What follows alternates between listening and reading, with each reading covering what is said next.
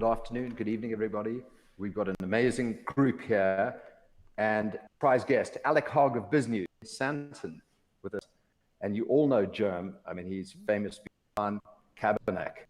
In South Africa, what is the future of journalism? What is this world we're heading into? Do we stand a chance? Will we all be deplatformed? Will we live in an echo chamber?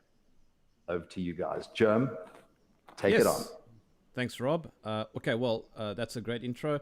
It was a bit sticky. Sorry about that, guys. Alec Hogg, the bottom right of your screen, top right of the screen, Ramon Cabanac from Morning Shot. You guys know me from Jerm Warfare.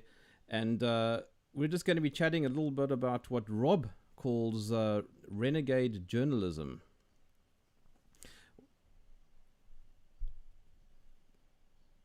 Alec, take it away.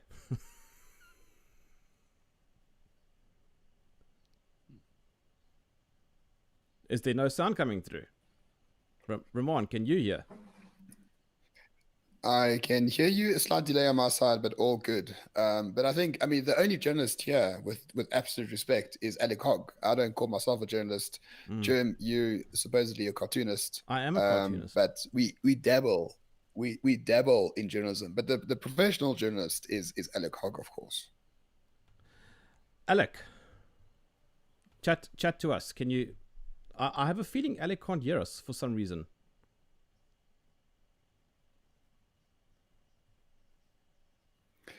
I share the sentiment. It's going well. This is what happens when you do these these sorts of things. Where is Alec? He seems to have frozen, actually. I think he is frozen. They didn't get back in. But Jerm, you purport to dabble in journalism. So the future of journalism to me is localized community building journalism rather than corporatized wide and net journalism, for lack of a better word. The news corporation is not going to last too long, I think. It's going to become niche. It's going to turn around, and the whole thing is going to flip upside down. What was mainstream is going to become alternative, and what was alternative is going to become mainstream. Well, I don't think there will be such a thing as something called mainstream. What do you think it's going to be? Because media was never mainstream, right? Remember years and years and years ago, right?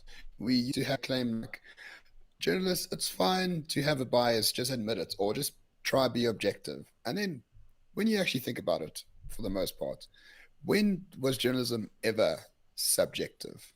Go back in history, look at the headlines. They weren't objective, rather. They weren't objective when they praised like Adolf Hitler. They weren't objective when the New York Times praised Stalin. They weren't objective when they said Iraq had WMDs. So where do we see this objective journalism? I think that's one of the biggest myths that the journalism class has managed to foist upon us. Yeah, just so you know, Alec is trying. His line dropped off, and he sent me a message saying that he's trying to get back in. So while we're waiting for him, let's just quickly chat a little bit about that. Well, it's funny. I don't think that journalism has ever been objective. I think it's impossible to be objective. I think it goes against sort of human nature. I think the attempts to be objective have been noble, but after some period of time, it always becomes see-through. It becomes transparent. You can always see where the ideological positions lie. And the moment that there's some sort of political pressure, that's when you see it. And I'm not talking. Good. No, I was going to say, we're not talking about straightforward reporting. I mean, if there's a car accident or a horse hits a pedestrian, that's pretty much, basic reporting, and there's no real concerns there about factuality. The problem is that when journalists start editorializing, and that's where the so-called objectivity, turns into subjectivity. Well, I don't see a problem with that, right? So there's a difference between fact-based and objective, right? Objective is, or used to be, the goal, right? Here's a story. What is the counterpoint to that story? Who do we speak on the other side of that story? Yeah. And then we publish the story. But I think with the rise, especially very recently, the rise of clickbait journalism, of digital journalism based on online advertising, the impetus and the incentive is to get out the story as fast as possible. And then you put a little line at the bottom that says, we approached them for comment, but they didn't give us comment in time. I've been at the butt end of that, where people have written a hit piece about me, but they send me a Facebook message. Yes, I've had that. Not an email. They don't call me. A Facebook message. Who checks Facebook messages? And so they say, we attempted to contact Ramon Cabanac, but he never responded. Says, yes, maybe because you contacted me in the place that I never look. Yeah. Right? If you send cloud or smoke signals in the air, but I'm sitting inside and never look up in the air, yes, you may have attempted to contact me, but that's not really the case. So I think the concept of clickbait journalism and journalism, churning out stories, has been the death of fact-based objective journalism for the past 10, 15 years. It seems to correlate, though, with social media. So the rise of social media seems to correlate fairly tightly to the devolution of quality journalism. Well, and there's also a flip side. There has been an increase in quality journalism from independent journalists. Tim Pool's a great example of that. Yes, Sargon of Akkad is a great example of that. And even people on the left, Sam Cedar is a good example. David Packman is a good example. These are the people that all are journalists or do journalistic endeavors. And for the most part, whether they're left or right or center, they try to be fact-based and objective-based. And they say, this is my opinion, but this is my analysis of the facts at hand. I'm getting messages from Alec. Shall we just see if we can pull him up on Skype? Maybe that might be easier for him. And then maybe you want to open Skype as well. Sure. Let's just do that. Fair enough. I don't know what's going on, but he might be having some issues. So let's just quickly pull in Skype and then. All right, create a group and let me in. Yeah. Then we can continue. Shame, because Alec is such a good journo. Folks, this is what happens when you are on other people's live streams who don't have the all the gadgets that we do. Yeah. I'm just opening Skype quickly. You see what the problem is, ladies and gentlemen. You think having a live stream is so easy. Oh, hell no. No, it's not. These are the issues you run into. We make it look professional. We make it look easy, but it's really not. It's really not. Okay, so let me just quickly. Or the security agencies are throttling our stream. Okay, he's opening Skype. I'll just ask him quickly what his address is. Okay, Ramon, I'm gonna pull you in then via Skype. So let me just do that quickly and make this worth it. Okay, I'm just quickly getting Alec now. It feels like ANN7 here in the early days. Properly ANN7. Jeez, remember those days, hey? Except they are ugly presenters.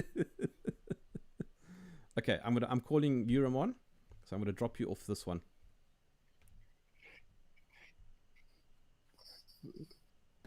Good old days. I'm still trying to. Sorry, chaps. Okay, we've got Ramon in. There he is. And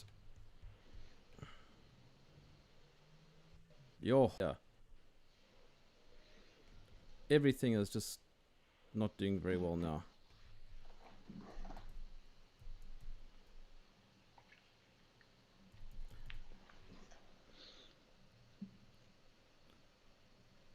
You are in the stream though, hey. So far, so good, yeah. Yeah. Okay, let's bring him in.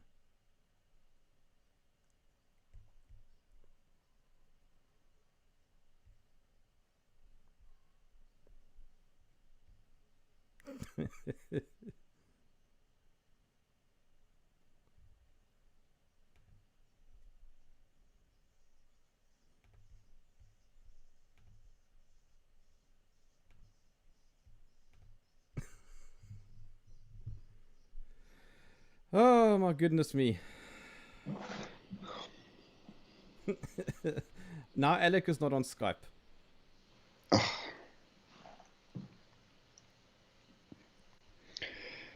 Just add him.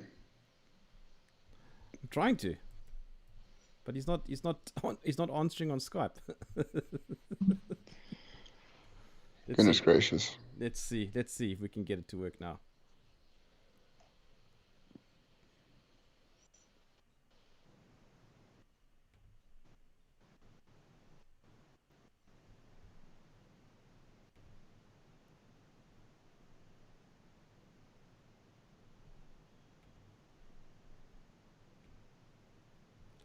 No luck. All right. Well, I think we should just carry on. All right, well, let's carry on. Let's just carry on. So we're talking about journalism and the rise of independent media. Yeah. Right. So independent media is someone like Tim Pool. So Tim Pool is someone who was in mainstream for the most part, saw what was happening there, the deceit, and said, well, he can do it by himself in a more fact-based, objective basis. And everyone's calling us a noob. Thanks. That's not me, it's Jerm. It's not me, it's Jerm. Well, it's because I'm trying to use somebody else's connection and setup here. This wasn't supposed to have fallen over, but there you go. Oh well. So what are your views on someone like Tim Pool? Okay, so I think that I'm trying to call Alec still. I'm still trying to get hold of Alec, and he's not joining. So let me try one more time. Poor Alec, he doesn't know what's going on. But don't worry, neither do we. Boomers and tech. Oh well, we're not boomers though. No. Are you guys connected via Wi-Fi? We're connected by our normal lines. I think Tim Pool is brilliant. I think that there is a rise in sort of independent pseudo-journalism, which actually is doing a better job than real journalism. I call it pseudo-journalism because a lot of people who are doing journalism better than journalists aren't journalists. Yeah, but why pseudo then? If you're doing the act better, it's like saying oh, pseudo mechanic because he never went to trade school. No, he's a mechanic because he does the job better. You don't. Why call it pseudo journalism? The ones who seem to go to journalism school are the ones doing pseudo journalism, and I think it ties in very well to that Hunter Biden story, right? Where you got like hardcore evidence that this guy used his father, yes, to get deals all over the world. And in fact, only today, Fox News released a bombshell that Joe Biden himself set up those deals for his son for personal gain as well. And the minute you try to speak about it, it just doesn't exist for reasons unknown, except when Fox News talks about it. Well, you can't talk about Hunter because you get cancelled. Well, my Twitter account was suspended because I put up a photo of Hunter having a sleep with a crack pipe. So yeah. But if you go to Tim Pool's channel or Joe Rogan's channel or people like that, they talk about the story better than anyone in traditional media for the most part. So it really sort of has to. People know there's bullshit, right? The deficit between what people see in the world and what is being told to them by traditional media. I don't think the gulf has ever been as wide as it is this year. And I think it sort of goes straight into like the polling data for the election. It goes straight into what you are allowed to talk about versus what you're not. Have you seen, in South Africa at least, one article at all about the efficacy of wearing a mask in COVID? No, I haven't. Not one. No. Not one article. And not one article questioning a government regulation. No, and I was actually saying that this morning. What really concerns me is that when they do bring out articles, it's almost always in support of the government or it's criticizing those who don't wear masks. And if it's criticizing the government is criticizing people within the government. It doesn't criticize the entire order. So you got right-wing boers at Senekal, right? Yes. All of them are right-wing boers. But if Ace Magashvili does something wrong, oh no, Ace is the one in trouble, not the ANC in general. So you can see how the narratives shift depending on who they describe. And that's quite obvious. Why do you think that is? I mean, why? I mean, honestly, I mean, a journalist works for Prime Media, right? He gets paid money. Do you think that he's being told what to write? No, I think you're just dealing with low IQ individuals for the most part. Right, these are the same people.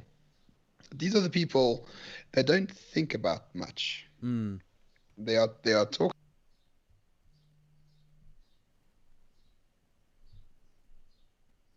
Jeremy. Alec has joined us. Gee, now Ramon just dropped out, so let's just pull Ramon back in. We're having one of those days, Alec. It happens. It happens. Tech. You never can get it to work when it needs to. Anyway, at least I apologize. I have no idea what happened. I checked the bandwidth. Everything seems to be working here, so I can't even blame WeWork for it. But at least it comes now, so that's great.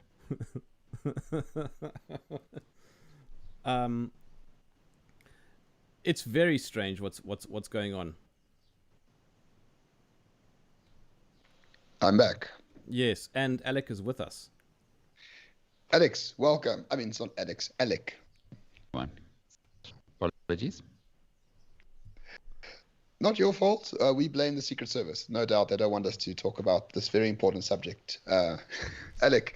But I think, Alec, and I'm sorry for taking on this mantle, you are by far the most qualified person to actually speak about journalism. You started numerous publications yourself, successful ones at that, compared to many other publications we can talk of.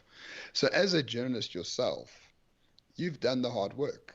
You've seen the gaps in the market. So for you, in a general sense, the future of journalism is, it appears to me, based on what you've done, to be a lot more narrow focused with a lot more depth to that narrowness, for the lack of a better word. Sure, it's a tough question, and I don't think anybody really knows. We are profitable at BizNews, and I think that's the first thing. That we're 7 years old. We turned 7 in August, and you need to be profitable to be sustainable, and that was the first intention. I didn't draw a salary for about 5 of those 7 years, but that's no different. When I started MoneyWeb in 1997, literally above my garage, I didn't draw a salary at MoneyWeb, even though we listed on the stock market for something like 7 or 8 years as well. So it's really one of those industries where you've got to conserve your cash, you've got to be nimble, you've got to be looking always for the longer term. And that's why the great media companies in the world are all family owned or family controlled. Even dear old Naspers is Koos Becker controls it, so he can take long-term calls, long-term decisions on it. When Prime Media was a decent business, it used to be controlled by the Kirsches, the Kirsch family, and then they lost control of that, and things changed a lot there.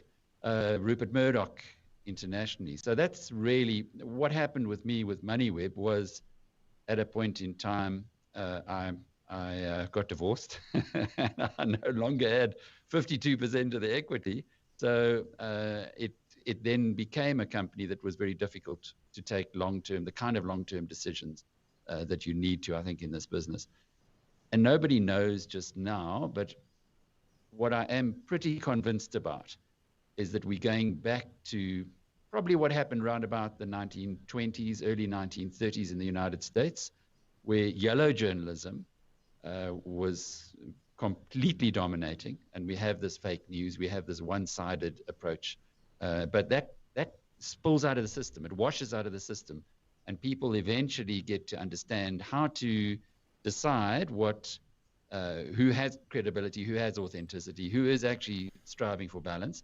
And those are the publications, or those are the titles that win in the long term. So all I would say to the two of you is just hang in there. Keep doing what you're doing, because this is the future. The future is not woke.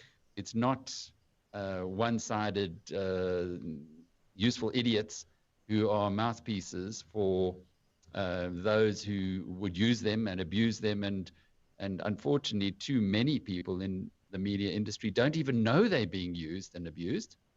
But eventually, everything reverts to the mean, and people are not stupid.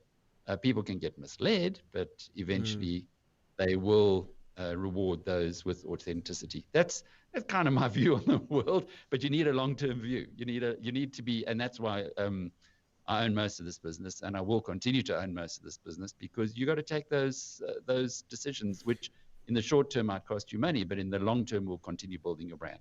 Alec, do you think that media is imploding because it's not partisan enough, or do you think that it needs to attempt to be non-partisan? Because if you look at the US, the media does pretty well in its partisan pigeonholing. In South Africa, we've got a situation where everybody's trying to be balanced and middle of the road, and you can see right through all of it. Oh, Jeremy, I don't believe that in South Africa people are trying to be balanced. You know, we did at MoneyWeb, we did an attempted acquisition, merger, call it what you like, when my pal Trevor Ngobe was the owner of the Mail and Guardian. And we could see that there's no way we would be able to sit around the same fire, because when you just start talking to the guys in the newsroom there, they had an approach that what they knew was right and nobody else actually knew. And that's the most dangerous thing, as we know in history, is when you know. Adolf Hitler, Mao Zedong, Stalin, they knew. Now, where we are, or what media is, I believe, is a platform for a variety of views. And when you start playing one side, or you start being partisan, it doesn't take very long for your audiences to abandon you or not take you terribly seriously. So that's been my view. I started as a trainee financial journalist in 1980. I was smacked around the ears by a formidable editor called Penelope Gracie, who really taught me well. I then got similar treatment from a guy called Howard Priest at the Rand Daily Mail when I worked there. And after that, then Richard Rolfe at Finance Week. So when I was a young journalist, I really got taught that who cares what you think? Nobody cares what you think. It's the people that you're engaging with, that they have opinions born out of a lifetime of experience.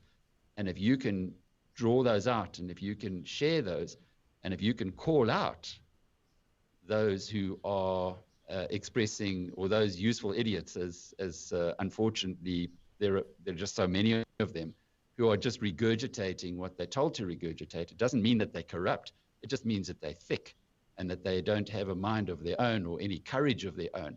And if you can do that, then you can make a wonderful career in this incredible, it is. I go to work every day. I'll jump out of bed. I just love what I do. And I've been doing it for nearly 40 years now. So it is a huge privilege to be providing a platform. And I do believe that history shows us that that's what the future of journalism is. And it will revert to it. In the short term, you can get away with anything. But in the long term, you can't. I seem to shock you guys, but that's. I think you speak a lot of sense, because let's discern between various publications by name, if I may. So, Mail and Guardian started out early 90s. I can't exactly remember, but it was always seen as the newspaper of record. It had excellent investigative journalism, and I think Nick Dawes, for the most part, was the last good editor of the Mail and Guardian. Now, they went completely woke under Varashni Pillay, and it carried on under Patel. And now it's up for sale every second week, but they want an astronomical sum of money for a newspaper that sells they want 50 million. for a newspaper that sells 20,000 copies, right? 50 million rand. 20,000. Yeah. I have more views in 10 hours than they sell in a week. So Man and Guardian completely alienated his audience and left. Daily Maverick arrived early 2000s or 2010. I can't remember exactly. Even before then. And it was the digital newspaper for people with money and brains was the original tagline. And it was fantastic. It was really good. You read it now, it's not the same thing.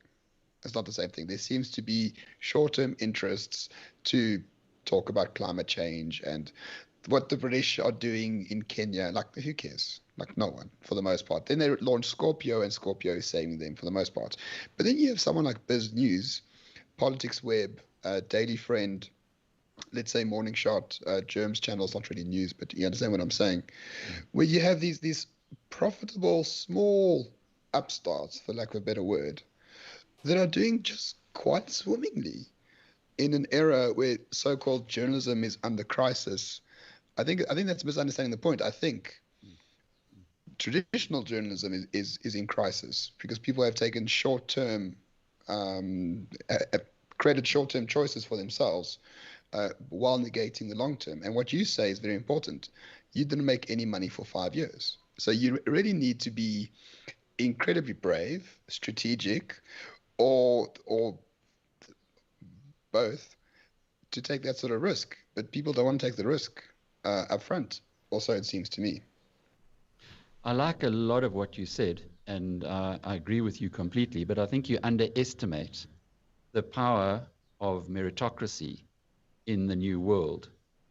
And that is the world I come from, where I worked first for the Citizen, then for the Rand Daily Mail. Citizen then was owned by Perscor, and Rand Daily Mail was very out there and very much anti-apartheid. So you had these two conflicting organizations. I guess the good fortune I had was I was in the business field right from the beginning. So no one really paid that much attention to us. But I think if I was a political journalist, it would have been impossible to move from the one to the other. And that's always been the case, that the editor's word is final, that there were always vested interests behind these big organizations because barriers to entry were so high. There was a guy from Nigeria called Nduka who came to South Africa and started a newspaper called This Day. I know he dropped 125 million rand in about 6 months because I know him well, or did know him fairly well at the time. And he tried to break through the oligopoly that existed, and he just couldn't do it. And that was 125 bars when it meant, quite a lot back then. And to break into the field, as it were, in the past, was like destroying the walls of Jericho. Today, you come out with your YouTube channel. Jeremy can publish his cartoons anywhere. And even though people will try to cancel you, or could try to cancel you, they actually can't. In the old days, it was very easy to cancel somebody. You just made sure that the afternoon group, which was the old Argus, or now independent newspapers, and then the morning group, which was the old Sun, just didn't employ them. And then you were buggered. There was nothing you could do about it. Where could you couldn't publish anything. Today, the world is so different. So I love the meritocracy that we see. I also love the fact that it is about talent today. It's not about just being able to find somebody who lets you into a newsroom and then you will propagate what's because you're so grateful to have gotten into that newsroom. So you'll propagate what your editor tells you to. That's not the world anymore. And I don't believe that media companies have kind of caught onto it yet. Certainly not in this country. It's still very much, well, if you work for independent newspapers, what Iqbal believes is what you should be publishing. And you might once in a while take a chance, but not too many chances. And if you're fortunate, I think the Arena Group, I think, are actually doing a pretty good job. I know the guys. They're my partners here in Biz News, Warren Wheatley and Tsepo Malelwa. They really are in it for the right reasons. But when they started, I remember Tsepo being accused of being another Iqbal. He was going in there just so that he could blow his own trumpet. Well, it's anything but. he's in it for the long term, and I think he's going to be successful as a consequence of that. So, but my message to anybody who's got talent, anybody who's battled 100 times to get through that newsroom door in the past, don't even knock. Don't care about it. You don't need it. Here's Roman. He'll show you how to do it. And you're not the only one. Around the world, we are seeing people like you who've emerged to be huge influencers because they're telling a story which is based on intellect, balance, and fact. Yeah. And you can't destroy the facts. Sorry, I'm actually talking a bit too much, but I apologize. No. But that's what that's where I see it. Yeah. Let me just add there. Honestly, that's what I'm about, Jerm. Well, you know, Alec, right here. I mean, a senior journalist, one of the best in the country, said that to me. So there we go. Just thought I'd point that out. Thank you. Ramon, your mic comes through quite softly. Was it coming through softly for you, Alec? It was a bit soft, yeah. Yeah, Ramon's mic was very soft. Not sure why. Because Alec is that fine. Should be better. Yeah. It's funny, going back to what you were saying, Alec. I am almost entirely out of the mainstream media. And, you know, my own career of 15 years goes through waves. So at the moment, I'm in the wave where I'm pretty much in no mainstream publication at all. But yes, the irony, I'm doing the best that I've ever done. I'm not reliant on the mainstream. I have a massive sort of alternative support base. And it's exactly what you said. I don't need to knock on the door of the editor of a mainstream newspaper to get work. You know, it's not like what it was 15 years ago. But funny how the tables turn. You mentioned Arena and Warren Wheatley and so on. Well, as it turns out, I'm doing a project now for the Sunday Times, which is quite ironic because the Sunday Times fired me a few years ago. They fired lots of people. Dave Gaskell, I can remember him getting fired by it goes with the territory if you're a cartoonist. I think, you know, you're out there. You've got to push the envelope. And I'm sure even Zapiro has been fired by various people, although he's global. His status globally is huge.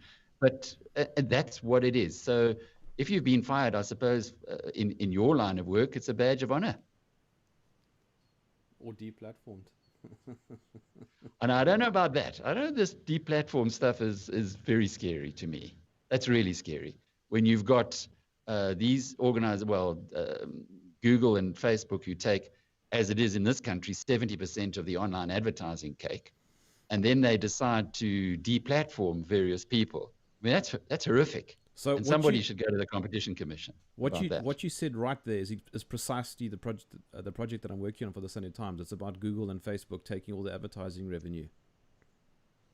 And I mean, there's an interesting thing, Ramon. Advertising revenue and how it connects now to, say, YouTube. YouTube pays out so little. Yeah, it doesn't pay much at all. I get 37 Rand per 1,000 monetized views. So, but if you look at my videos, got 10,000 views, maybe only 3,000 or 4,000 are actually monetized. So maybe I make 100 Rand for that video, but it's fine. It's a long-term game. But Alec, I think I see you have a premium subscription to Biz News. I think from the outset, it's important to have 1,000 people that pay for quality rather than 100,000 people who read for free. Do you think it's a good idea to narrow it to a certain constituency at first and apply it to that constituency so that they pay for the work up front because it's quality, and then expand from there, rather than putting it all over the net for everyone to see and then narrowing it down later on, such as the case of News 24 now. They just put up a paywall. To me, it seems like a last gasp more than something that was strategic. Yeah, I don't know what to make of News 24, excepting when you read the annual reports of Naspers. It's very interesting on the double-page spread where they have all of their operations. And media in South Africa is out on a limb. So it's almost to me as though it's the one asset they would love to get rid of as a Naspers group, but the one that they can't really get rid of because it's where they come from. It's their background. But there's no doubt that the way that Bob van Dijk runs that company, he would be saying to them in South Africa, we're going to stop subsidizing you now. We're going to, although Naspers might be this enormous organization, they're very strong on capital allocation. And as a consequence, News24 has got to do something because it's been massively subsidized for years and years and years. What they've done, I'd agree with you. It's the last roll of the dice. It's they've got to find a business model somewhere in that. And history isn't on their side at all.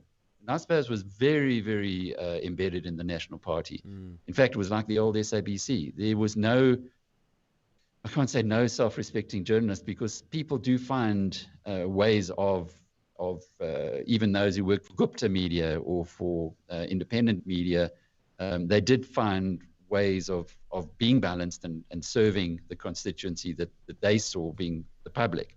But generally speaking, they're so full of propaganda that it's very hard to swim against that tide. And eventually the tide does catch up with you. So I'm not, good luck to News24, whatever they do, but that's the wrong approach. I agree with you, to just go for the blanket mass market, because Facebook and Google have got such an advantage over you. You can never, ever compete with their algorithms. If an advertiser says, I want to reach 50 people in Germiston because I have a taxi that I'd like to travel from Germiston to OR Tambo, you can't even get close to competing with them. And it goes like that the deeper and deeper you go. They've really got down to this market of one. And that's why they can charge so little. But when you have a look at the business model for media, my view is that you need to be looking at partnerships. And I won't go into too much detail, but for me, the big opportunity is the disintermediation of the whole media chain. Now, when you start off, just think of this. You're a company and you want to reach the consumer. By the time your advertising message gets to the consumer, you've probably spent 50%, if you're lucky, of what on intermediaries, on people taking bites for what the media owner finally gets. So the opportunity has to be into the future for the media owner to work directly with his customer from the advertising point of view. And then his real customer being the readers who he exposes those products to. So, and that means you need to have no longer be reliant on advertising agencies, on the Googles, the Facebooks, the people who will squeeze you because they can, because without their money, you can't keep this big edifice rolling. And you need to get much closer to your real customers, who are the people who consume your product. And that's why I'm saying, Roman, what you and Jeremy are doing is absolutely the right thing. You just keep engaging directly with your audience, because that is absolute gold. And that's something that a big media company struggles to do, because journalists, generally speaking, write for other journalists in an echo chamber. They are not thinking about who it is that they're serving. And you talk about all the YouTube views that you get. Every single person is coming for you, coming to look at it for you personally. They are not being driven there by some big marketing budget that might be at some big organization, which is some big media organization. And it's that disintermediation. And it happens for us as well, as journalists, as producers. Call us producers of content. For us, if we can connect more directly with our audiences, why do we need to go through all these different mouths that are feeding off that chain? That's the future, I believe. And you're in the right spot. You're in the right place. Alec, just keep the faith. I want to add to what you're saying. You mentioned partnerships as one angle. I think it's very true to say that the advertising or the advertiser model is probably dying now because of groups like Facebook and Google who've pretty much destroyed that institution. But what's interesting here is, other than partnerships, you also, I think, can build into that AfriForum model where you basically get individuals funding you. And once you have enough individuals funding you, you are pretty bulletproof, because then you don't need advertising. You've literally got subscribers. Same as Netflix. You're not reliant anymore on advertisers. So it's either partnerships or it's people who want to pay for your service or your product. I've had experience on both of those areas. Shortly after we listed MoneyWeb, we bought a company called Presscon, which was a newsletter publisher. And back in those days, the year 2000, we were charging 120, 130 Rand a month for a 16-page newsletter, which was sent through the post. And that was the subscriber model, and it's a fantastic model. It's also the automated customer model, where people, it's a bit like gym membership, really, where people sign up and they just keep paying you. Now, our big challenge at BizNews with our audience, we give the most phenomenal value packaged in or bundled in the BizNews premium subscription is a subscription to the Wall Street Journal. Now, if you want to buy the Wall Street Journal directly, it costs you $26. If you buy it through BizNews Premium, it costs you $6. So you get the whole of BizNews Premium for $6, plus the Wall Street Journal gets thrown in. And obviously, Wall Street Journal doesn't allow us to advertise that fact, because we'd be cannibalizing their model, but they don't really mind because they've got 3 million subscribers anyway. But that is a potential opportunity. However, as Steve Jobs taught us, and I really think there's so much to learn from that man in particular. If you read the Isaacson biography, he said his number is $5. He said that's the figure that people don't have any pain with. They will pay $5. So as a result, our premium is pitched at £4.99, which is the same as $6. There is a potential to build that. But think a little differently and think about your AfriForum audience or your individuals who actually support you and want to support you. And that's the thing we often forget. Those guys, those super fans, because they get huge value out of what you're giving them. You're giving them a different view on the world. If you were to say to them, hey, I've got this really good book that has just been written by somebody who I've met and I actually respect and I like the book, you think they're not going to buy that book because you endorse it. And that's where it needs to kind of evolve to, where it's not a question of going to an ad agency who push you onto some little media buyer who actually doesn't care. And in fact, an ad agency wants to charge the maximum amount of money for the advertising for that advert because they get a cut of what is paid. I mean, you want to talk about a model that's broken. Imagine that. Your client wants to get the best bang for his buck, so he goes on and he should be advertising on Ramon's or the Kifness, David Scott's YouTube channel, where he would get 1 million views, but instead he's only going to generate 50,000 Rand, say, out of that. But instead, the ad agency is going to say, no, put your advert in this publication where you'll be paying 250,000 or 150,000 Rand for a full page ad, which reached 10,000 people.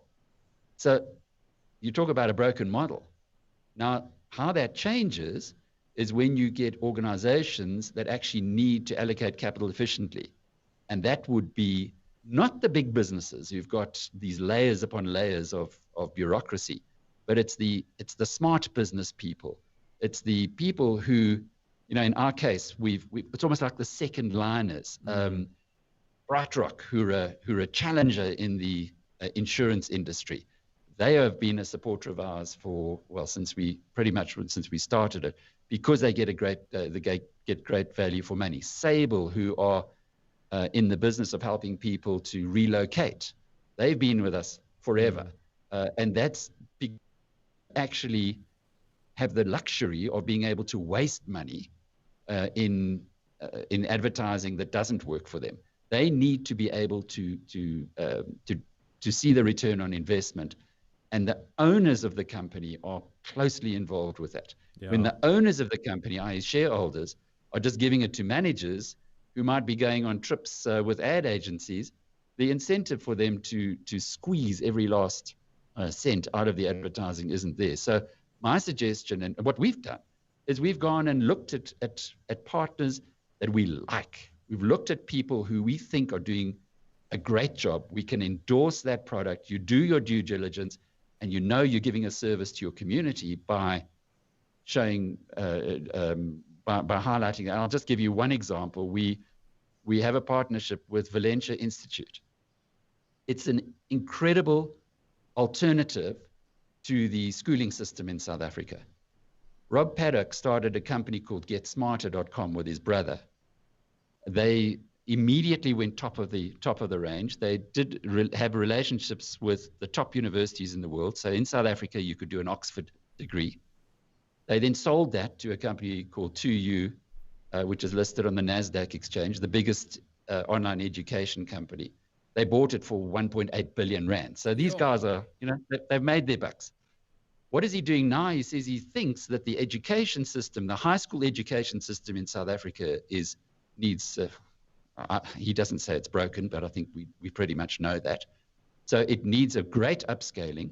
He has now brought that online education model, not online teaching or learning where you have death by Zoom. This is an integrated model. 2 high schools, they launched last year. It's called Valencia Institute. I love the model. We partner with them. So if our community look at it and they see it in a way that it makes sense to them, they sign up, we benefit. If they don't sign up, we don't get anything. And that actually, it sharpens your insight into who you're going to partner with. It's not a question of, well, give me the money and I'll put it in, put an ad in, and if it doesn't work, we'll tap luck for you. That old thing of Wanamaker, the advertising guy who in the 1930s said, I know that 50% of my advertising works, but I just don't know what 50% it is.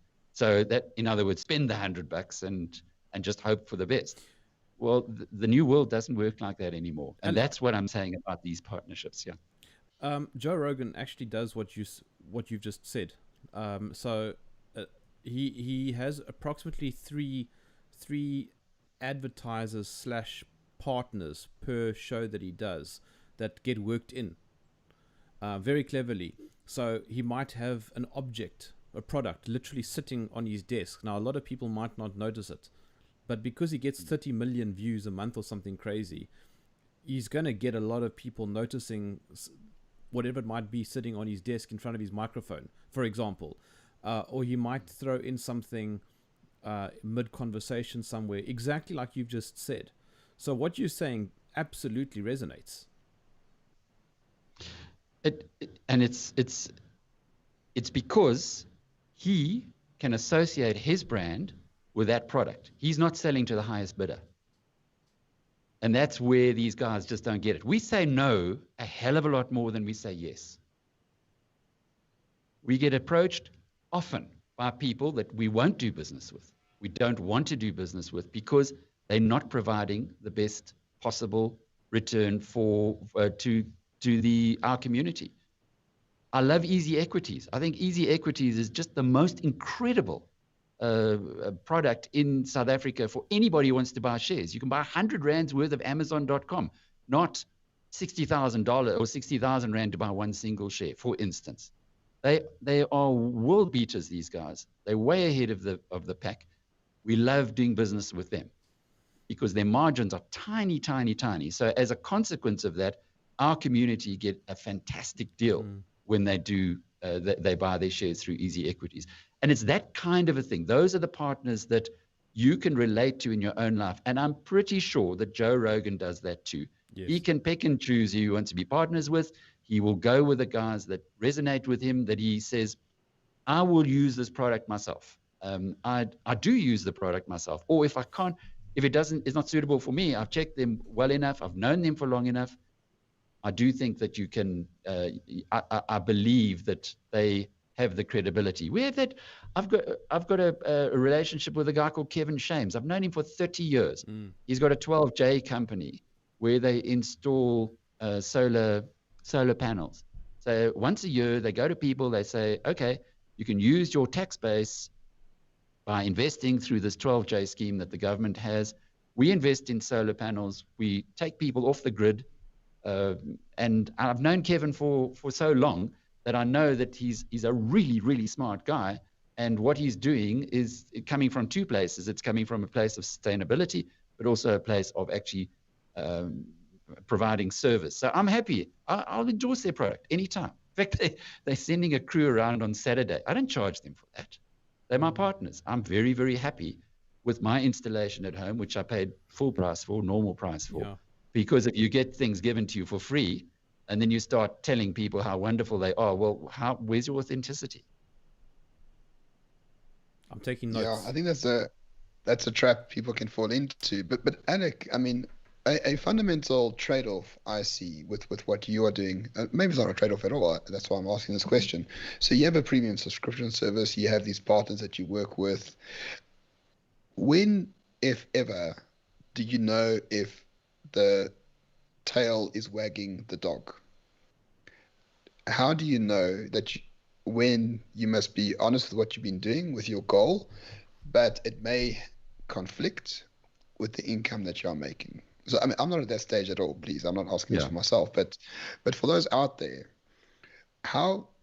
when can you trust yourself to say, I'd rather take the hit than betray the values I have or the values of the publication? In about probably 12 years ago, at MoneyWeb, we dominated business radio. I started business radio in 1997, and actually just no one even came to compete with us. My mistake was going to different stations along the way, because it was building the for MoneyWeb. But we had a situation where our headline sponsor, which was 25% of our income, and that was we were a listed company, so we had investors.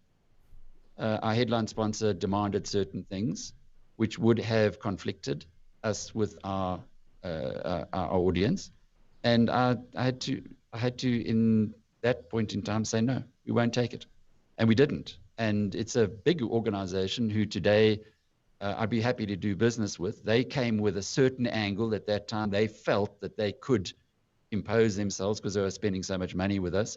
From my side, there was always a danger that if we took the money, that we would be exactly in the situation that you're in. And that is, I go back to Warren Buffett. I was very fortunate to be introduced to him 15 years ago, 2006. I made the first trip to Omaha to Berkshire Hathaway AGM. He's just an amazing guy. Lives in the same house for the last 40 years, giving away most of his money. He was, as you know, second or third richest man in the world, drove a 10-year-old car. I mean, he's just a real mensch. And Warren Buffett says, don't do business with people who churn your stomach. And to me, when people start churning my stomach, when I have partners who I don't trust completely, or who start pushing the envelope and try and screw a little bit more out of you, I don't want to do business with them anymore. And I think that it's not just in media, it's in life. But when you've got a media model of partnerships, I think it's imperative that you do business with people you trust and enjoy their company and believe in their product. And if something were to go wrong, it wouldn't be for lack of trying or for doing your due diligence. And that's another thing. Often, if you don't ask the right questions, you're going to end up with the answer that might be suiting your pocket, but not suiting your heart. And to me, that's just so important. We've done it before. We've done business with people that I look back on it and I think, the hell didn't I ask the right people about that? And everybody knows, you can't hide. There are too many people in our small little society here in South Africa who will be prepared to tell you the truth. And that's why it's all about authenticity and integrity. And even if I see something and we report on something and it's wrong, well, I'll apologize immediately. And that's the one thing I think that journalism often lacks, is that ability to, when you make a mistake, say, shit, I'm sorry. I got it wrong. I'm not infallible, and we aren't infallible. We're humans. Yeah, and humility is very important. I think some of the mainstream journalists have forgotten that. If you see the way they behave on social media, you do notice an incredible lack of humility. Excuse me. Well, he's not on social media anymore. He was bullied off. But other journalists who jump around different media organizations, and the way they treat members of the public who could be potential viewers or potential subscribers, the way they treat members of the public is quite telling. Yeah, it is quite telling. Humility is an important aspect as well of journalism. You only get that if you've actually been knocked around a bit. Quite often people kind of confuse their own brand with the brand of the publication they're working for. I had the great fortune of 3 times working at the top of the pile and then leaving for something which I thought for me personally would have been a better opportunity.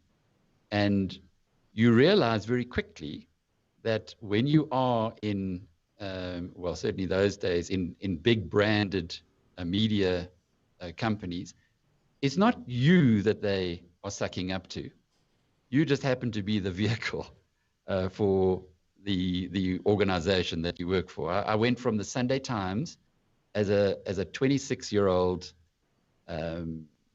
deputy editor of Business Times, top of the pile. People were feting me and going to their homes and telling me how brilliant I was and what a wonderfully balanced. That's the biggest signal. If somebody phones you up and who you've written about or spoken about, and they say, "Wow, that was a really balanced article," you got to know that it wasn't.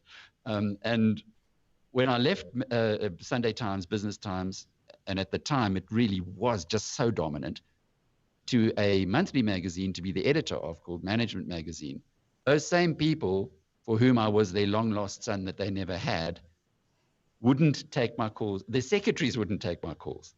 And it's a good wake up. I had that 3 times in my career. And I think if you go through that process, you realize you're a facilitator.